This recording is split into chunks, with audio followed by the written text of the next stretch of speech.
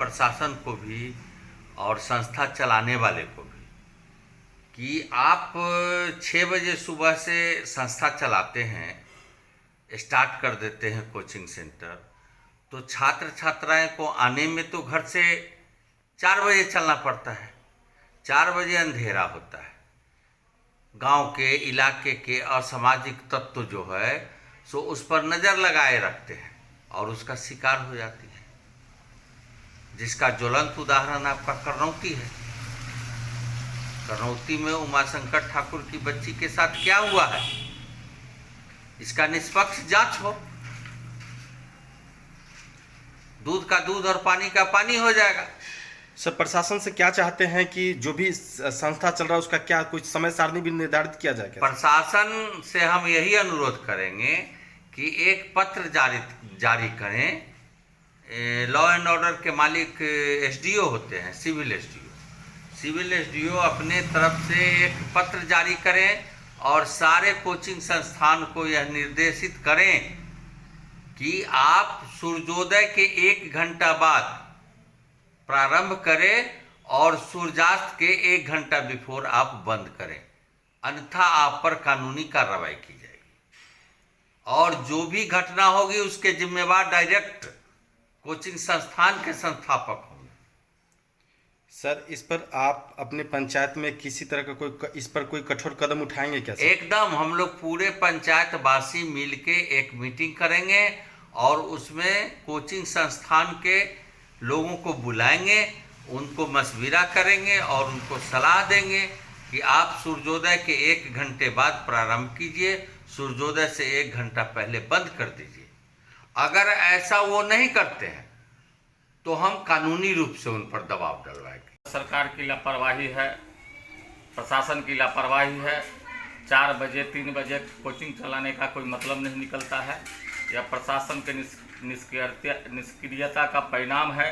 या सुप्रिया जैसे बेटी को यह जान देना गंवाना पड़ा है।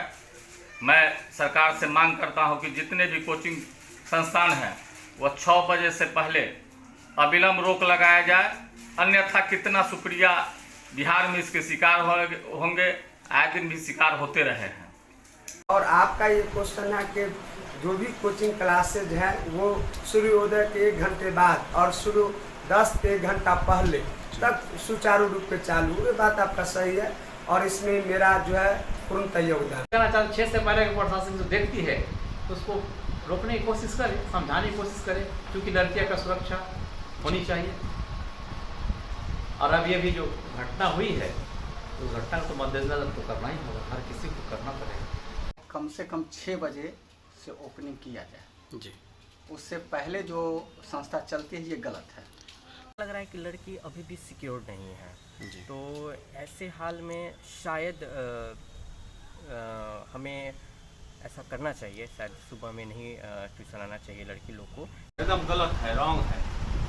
इस पर कभी भी बच्चे के स्वास्थ्य के दृष्टिकोण से भी सही नहीं है और साथ ही साथ शिक्षा के दृष्टिकोण से भी सही नहीं है। इसके पीछे कारण है कि यहाँ के गार्जियन जो हैं, यहाँ के जो जितने भी पेरेंट्स हैं सभी के सभी अनपढ़, और साथ ही साथ यहाँ जो टीचर पढ़ाने, वास्तव में यहाँ टीचर है ही नहीं। स्टूडेंट लोग जो इंटर पास इस साल करते हैं वही लोग पढ़ाते नहीं है सर।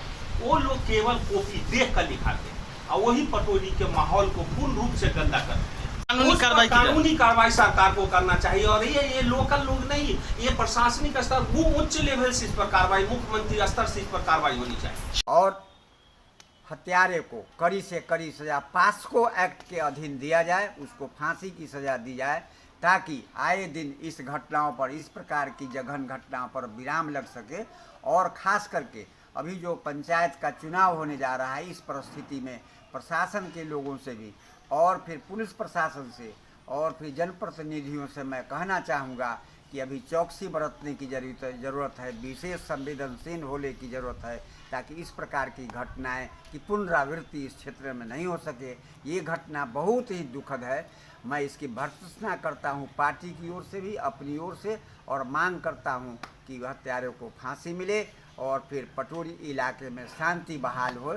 मैं उस परिवार की इस दुखद घड़ी में उनकी संवेदनाओं के साथ पूरी मुस्तैदी से खड़ा हूँ और न्याय दिलाने के हर संघर्ष में अपनी मैं कुर्बानी देने को तैयार हूँ। सर बिल्कुल पटोरी क्षेत्र शिक्षा के लिए बहुत ही उन्नत क्षेत्र है। इसमें ऐसे कई कोचिंग क्षेत्र हैं जिसमें विद्वत शिक्षक लोग हैं, अच्छे शिक्षक हैं, अच्छे ढंग से संचालित होता है, लेकिन इन्हीं की आड़ में बहुत से वो कोचिंग संस्थान कुकुरमुत्ते की तरफ फैल गए हैं, जिनके संचालकों में न तो ऐसी योग्यता है न क्षमता है। लेकिन चूँकि ये क्षेत्र जो है ये गरीब गुरबा लोगों का है, पिछड़ा वर्ग क्षेत्र है, इसीलिए पढ़ने की ललक सब में होती है, लोग आ जाते हैं। लेकिन इसके टाइमिंग की जहाँ तक बात है, निश्चित रूप से इसके टाइमिंग पर ख्याल रखा जाना चाहिए कि सूर्योदय के बाद ये संचालित हो और सूर्यास्त के पूर्व इसको ख़त्म कर देना चाहिए, ताकि बच्ची हो या बच्चे हो आने में उनको किसी प्रकार की कठिनाई नहीं हो।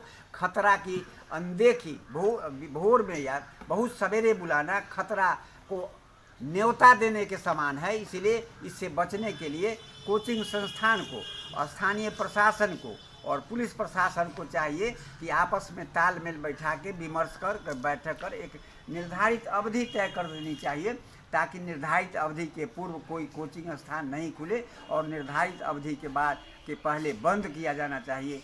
है कि इस तरह का जघन्य अपराध जो किया गया है वो अपराध किसी और बेटी के साथ में नहीं होना चाहिए, और इसके लिए जो है हम प्रशासन से गुजारिश करेंगे कि इसके जो अपराधी हैं उस पर जो है अति शीघ्र जो है उस पर कार्रवाई की जाए और उसको कठोर से कठोर सज़ा दिया जाए। और साथ ही जितने भी कोचिंग संस्थान हैं, ये हम नहीं कहेंगे कि वैशाली जिला हो, समस्तीपुर जिला हो, क्योंकि उसका घर तो वैशाली जिला में था लेकिन पढ़ने जाती थी वो बच्ची समस्तीपुर जिला में। और जितने भी कोचिंग संस्थान हैं जो कि सुबह में 5 बजे अगर बुलाता है बच्चे को पढ़ने के लिए, तो बच्चे को तैयार होने में लगभग 3 बजे उठना पड़ता है। और जितने भी कोचिंग संस्थान हैं उन सबको एक निर्देश जारी होना चाहिए थाना की तरफ से, जो स्थानीय जो प्रशासन है उनकी तरफ से, कि कोचिंग खुलने का समय जो है प्रातः सूर्य उदय के 1 घंटे बाद और सूर्य अस्त के 1 घंटा पहले होना चाहिए। और साथ ही मैं उन जनप्रतिनिधियों को भी कहना चाहूँगा जो ग्राम के मुखिया हो, मुखिया से भी मैं निवेदन करना चाहता हूँ कि अपने गांव में इस चीज़ पे नज़र रखें कि कितने सारे कोचिंग सेंटर चल रहे हैं, उसमें जो है ये नियम लागू है या नहीं है, इस चीज़ को भी ध्यान रखना पड़ेगा। क्योंकि गांव के आप एक जनप्रतिनिधि है, अगर किसी तरह का अगर बात आपके गांव में अगर होता है तो उसका सारा जिम्मेदारी जो है आपके ऊपर आता है, और आपको इस चीज़ को देखना पड़ेगा कि टीचर जो है वो कितने बजे बच्चे को बुलाता है और कितने बजे छोड़ता है।